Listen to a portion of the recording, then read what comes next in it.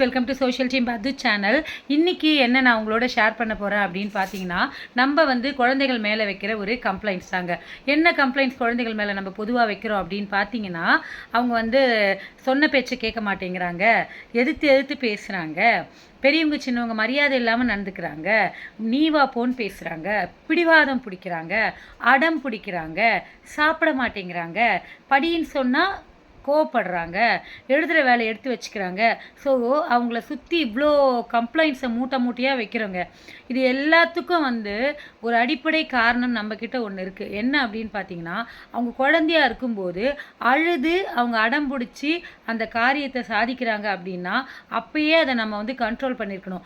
அழுதா கிடையாதுன்னு சொல்லியிருக்கணும், அடம் பிடிச்சா கிடையாதுன்னு சொல்லியிருக்கணும். அப்போல்லாம் அதை கொடுத்துட்டு நீ வா போன்னு பேசும்போது கைத்தட்டி சந்தோஷப்பட்டுட்டு, பேர் சொல்லி கூப்பிடும்போது சந்தோஷப்பட்டுட்டு, இப்போ மதிக்கலைன்னா எப்படிங்க?